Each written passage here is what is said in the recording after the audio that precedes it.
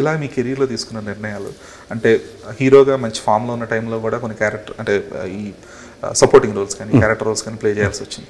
So దాన్ని మీరు అంటే ఇది నాకు ఒక నటుడిగా ప్లస్ అవుతుందని చెప్పి అనుకున్నారా, లేదంటే మీకున్న ఆబ్లిగేషన్స్ వల్ల చేయాల్సి వచ్చిందా? లేదండి, అంటే ఎప్పుడు ఏ సినిమా అంటే నాకు అంటే కొన్ని మూవీస్ అప్పుడు మీరు మంచి హీరోగా సెటిల్ అయిన తర్వాత కొంచెం వచ్చిన అప్పట్లో ఒకటి ఉండేవాడు క్యారెక్టర్స్ అన్ని, సో మిమ్మల్ని సైడ్ లైన్ చేస్తూ ఉంటాయి సినిమాలు. సో ఇవి ఇలాంటి సినిమాలు చేస్తున్నప్పుడు అంటే మీరు ఇది లాస్ట్ ఒక 5-6 మూవీస్ కంప్లీట్ మీరు సపోర్టింగ్ క్యారెక్టర్స్ అన్ని చేయడం ఆపేసి కంప్లీట్ హీరో కింద టార్గెట్ చేస్తాం. సో అంతకుముందు ప్రీవియస్ చేసిన మూవీస్ ఏమంటే మరి ఆ టైంకి కథ నచ్చి ఉండటం, లేకపోతే తిరుమల కిషోర్ నా ఫ్రెండ్ డైరెక్టర్ ఉన్నదొడ్డ జిందగీ, అది సూపర్ క్యారెక్టర్, నాకు నచ్చింది బాగా, సో అది చేసా.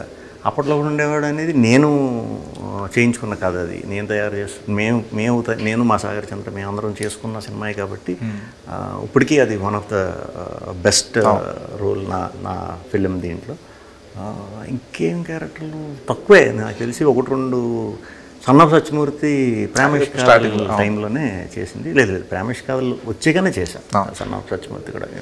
ఎందుకంటే త్రివిక్రమ్ గారు లాంటి వాళ్ళు, బన్నీ గారు లాంటి వాళ్ళతో అవకాశం వచ్చినప్పుడు వదలకూడదు అనే ఇంటెన్షన్. ఇప్పుడు మరి ఎవరు చెప్పట్లేదు. నిజంగా నాకు మంచి పాత్ర ఏమన్నా నేను సూట్ అవుతానని నన్ను అప్రోచ్ అయితే 100% నేను అందరికీ క్యాల్కులేషన్స్ లేవు అసలు అది లేదండి, క్యాల్కులేషన్ లేదు, లెక్కలు వీక్ మనం.